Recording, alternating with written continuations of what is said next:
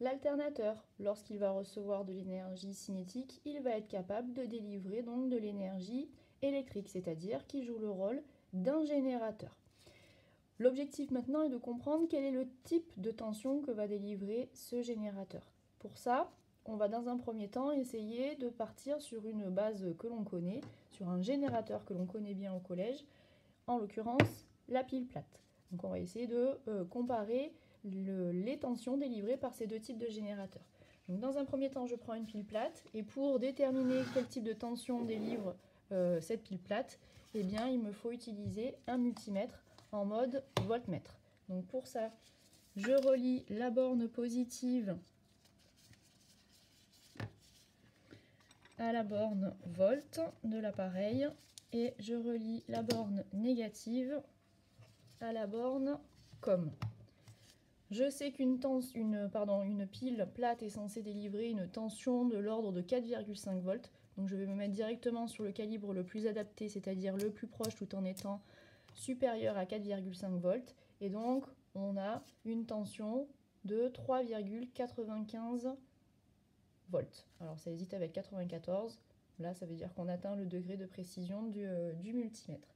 Ceci dit, on constate que malgré la fluctuation entre les deux valeurs, grosso modo, la valeur va rester constante au cours du temps. Si je reviens dans 5 minutes, la valeur sera strictement identique. Si je reviens dans 4 heures, les choses forcément évolueront un peu puisque la pile va s'user, mais sur un laps de temps de quelques minutes, la valeur ne va pas évoluer.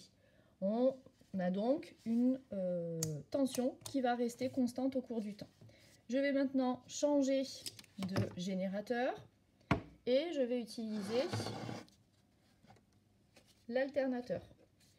Pour ça, j'utilise le support et je viens connecter directement mes fils de connexion. Je vais me décaler un tout petit peu. Hop. Sur le boîtier de l'alternateur.